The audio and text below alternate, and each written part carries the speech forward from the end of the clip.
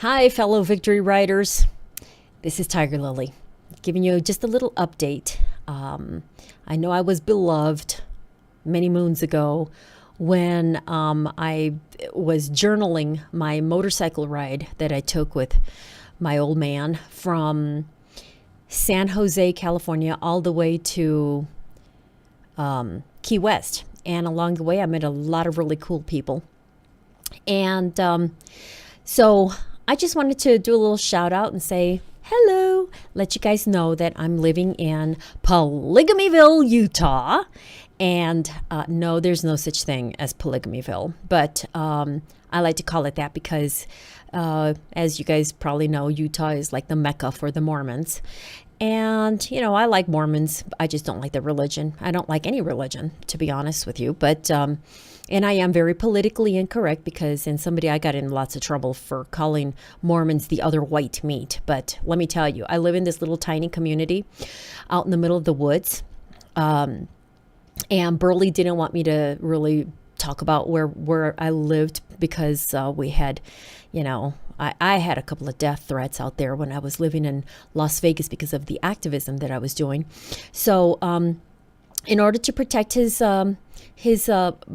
bride, I guess, he moved me out into the sticks.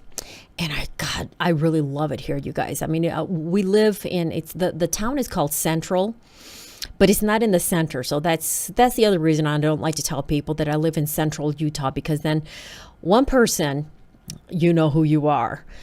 She asked me, she says, where are you moving to? And I says, Central Utah. And she got her feelings hurt. She says, I can't believe that she's not trusting me to tell me where she's living, because she thought it was the center of Utah. No, there is a town called Central Utah, and it's not in the center of Utah. It's by St. George. And we're a mile high. So St. George has a climate very similar to Las Vegas. So it's really hot and nasty out there.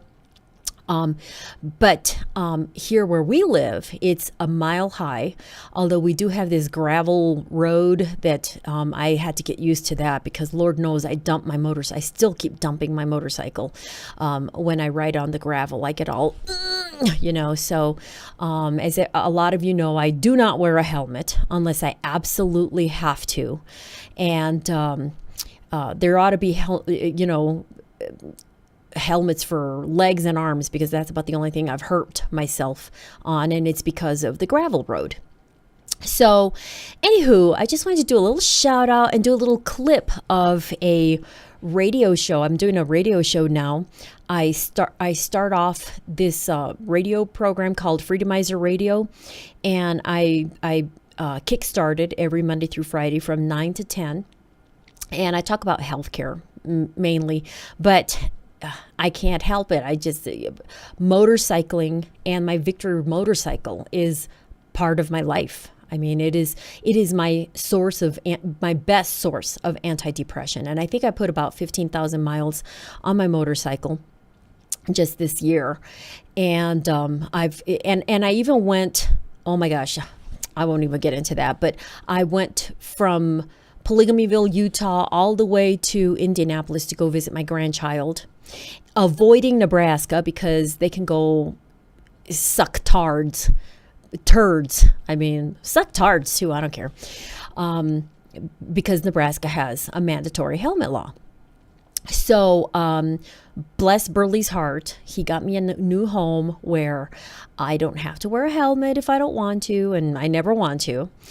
But I wanted to do this little short clip of my of a little deja vu that I had while I was doing my radio show about this time when I went out riding with the Sin City Victory riders and met up with some California riders and some Arizona riders, and I just had the time of my life. I mean, when we got from Las Vegas all the way to Oregon, where we went fishing for salmon, I think it was.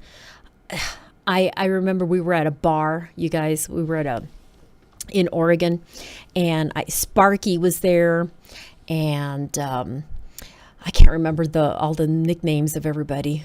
It's been so long, but I remember we were sitting in a bar, and we were freezing our asses off. I mean, I was so cold, and that was before the days that I went without a helmet, because I was still new, and I was still had this indoctrination that a helmet was going to save my life, and I didn't want to fight with Burl anyways, because Burl is like, you have to wear a helmet, and that's your most important thing. Yeah, well, whatever.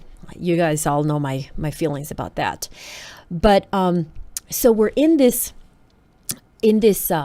bar in like Newport, Oregon or something. And all these hard ass bikers, like us, Burl with his, he's 6'4", my hubby.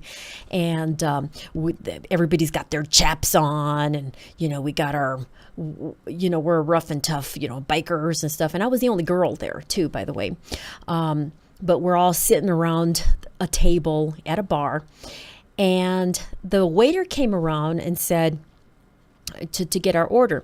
And I think the first person who asked for something, it was Burl. And he says, I want one of those Russian coffees with like extra whipped cream on top of it. And then the other victory rider said, hey, that sounds good. So before you know it, we're all having these girly hot drinks because we were freezing our asses off. And there were these, beer guzzling fatties that were by the bar, and they're kind of like pointing to us and like, hey, look at those bikers. I mean, they're really badass drinking their little girl drinks, So anyways, I just wanted to do a little update and just let you guys know that I was talking about on radio. I made a little point about talking about something that made me kind of infamous, and the reason why a lot of people know me as Three Fingers Lily. And I didn't go into all of those details on my radio show, but who knows? Maybe one day I will. And I want to also mention that, I've said a lot of really bad things about cops, and I still can't stand cops. And but it's not really the cops per se. Some of them, yeah, I can't stand them, but it's the profession. And long gone are the days of Mayberry RFD, you guys. And I know I've made a lot of controversial. I don't know if I made enemies or whatever. Maybe that's just in my own mind, but the profession of law has changed a lot. And as I became awakened, and as I started to use the brain that God gave me instead of the brain that the public our indoctrination system told me to use, or programmed me, then I started to have like this epiphany about how, just started questioning everything. And the more I researched things, the more I realized that, all countries, it's not just ours, they're all going to hell in a handbasket. And like my friend Bill Bupert, he's an activist. He runs zerogov.com. He says, if it wasn't for police officers, politicians couldn't take away our liberties. Well, I won't go into all of that controversy and everything. You can see my YouTubes for some of that. But I just did want to do a nice little shout out to everybody, say hello and come visit me. We're really lonely. We got a gigantic house up here, a mile high. And I always open carry. See? There it is. I got my 45. It's always ready to go. Although in Utah, they have this ridiculous law that you're not supposed to put a bullet in the chamber. Whatever. And in Texas, because I was recently when I was riding my motorcycle, I like to, and I go by myself, and I camp by myself and everything, because as you guys, if any of you guys followed my journaling of the ride with Burl, God, that's too many miles with anybody. I don't think well, maybe I have found maybe two writers that I wouldn't mind writing long distance with, but I really am I love writing by myself because I can go as slow as I want, as fast as I want. I don't have to worry about anybody saying, "Oh my God, I'm so worried about you because you're not wearing a helmet." You know. So I really, just want to, and say that I have softened my position about hating cops. I really don't hate cops. It's just a profession, and there are a lot of cops out there. In particular, I really loved John out there in Arizona, and he's just a nice guy. And my neighbor, I have a Jack Mormon neighbor, and he did 16 years as a cop. I love him to death, but he couldn't. He never progressed in his career because he didn't have enough. I forget what they call it, but if you don't violate enough people, you don't get promoted, basically, is the bottom line.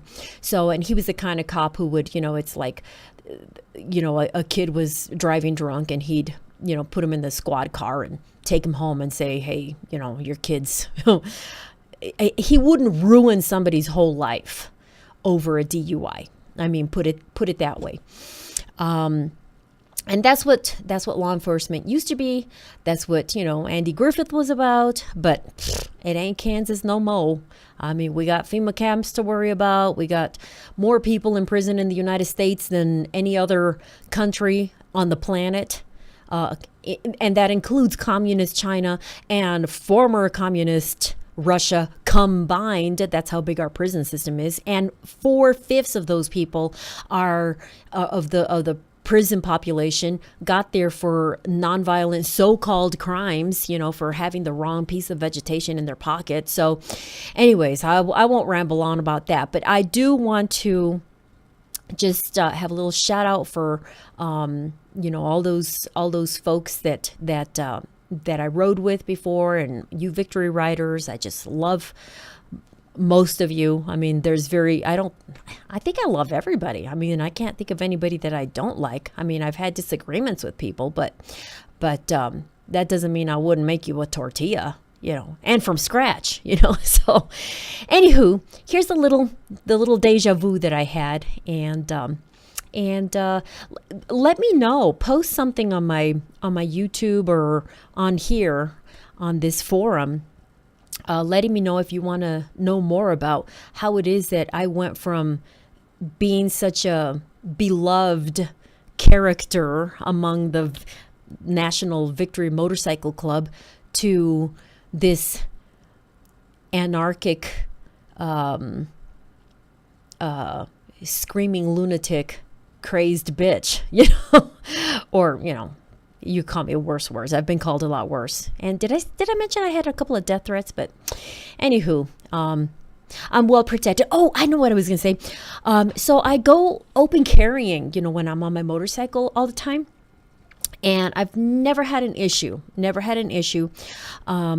with any cops or anybody. In fact, people ask me, are you a cop? And I'm like, not only am I not a cop, but I would rather gouge out my eyeballs before even, kissing a cop, So, of course, I'm not a cop. So, that kind of draws people towards me, and then I can give them my message about liberty, which is certainly not a message about constitutionalism. So, where was I going with this? Okay. So, of all places, you guys, Texas. Now, I lived in Texas. I raised my kids in Texas, and I've got a lot of relatives in Texas. But I wasn't an activist way back in the day. But I always had this image of, Texans being like real into the Constitution and about rights and about, self-defense and your right to own arms and everything. Well, I'll tell you, I've been in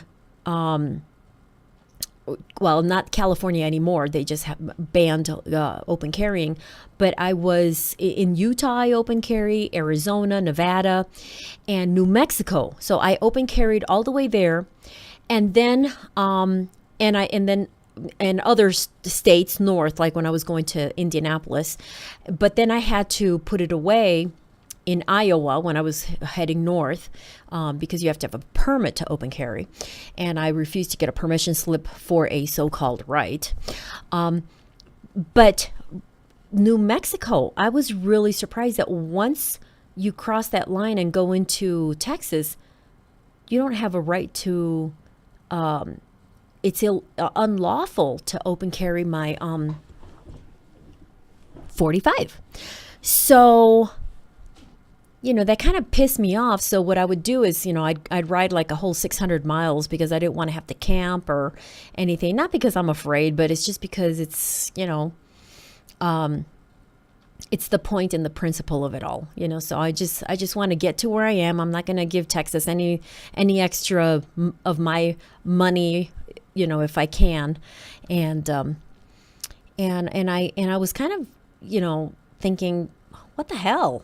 Texas? I mean, why can't I open carry? And my friend, I have this activist friend. He's like my best friend in the world, besides Burl, obviously. And his name is David Stillwell, and he is the founder of Guerrilla Lawfare. And he said to me, hey, Tiger Lily, you can't open carry your 45, but you can open carry a rifle, and I just got an AR-15. So I am thinking about taking my AR-15 the next time I go to Texas, and when I'm in New Mexico, just park right before the Texas border and just swap them out. I mean, just lock up my 45 and take out my AR-15 and strap that bad boy on. And so, I need to apologize to anybody in Texas because I thought you guys were pussies for not, allowing, for criminalizing open carrying of firearms. But it's not that you criminalize open carrying of firearms. It's just that, how that saying everything is bigger in Texas. It's not that you can't open carry a 45. It's that you got to open carry a rifle. So, yeah. Let's see how that goes. So, anyways, hi to all my old friends and hello to anybody who doesn't know me. And I hope I get to meet you on the road somewhere, someplace. It probably ain't going to be in a state that requires helmets. Tell you that right now, because I do not like to wear a helmet. In fact, I did suck it up and I rode about 100 miles in Missouri just to get to Indianapolis from Texas, because there was just no way I was going to have to do like 500 or 1,000 extra miles to avoid that. So I'm like, I sucked it up, and I really wasn't wearing a helmet. I was wearing a bicycle helmet, and I put it underneath my hoodie. And I had my hoodie on, and it was a green hoodie. So I looked like with my sunglasses and my hoodie. I should make a picture of that.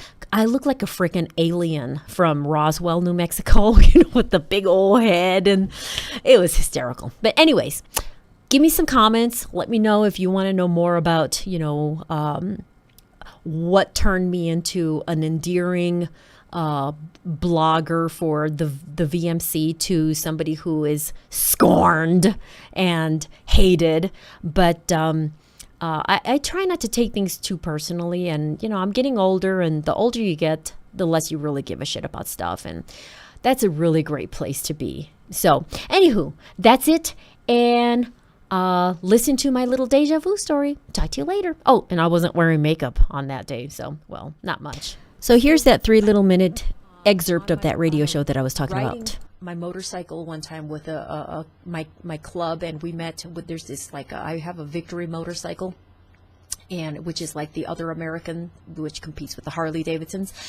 And my Victory motorcycle, there's a national club that used to belong to. I think I'm still part of it. But we also, I had my husband, I didn't have him, but he started a local chapter of Victory Riders in Las Vegas.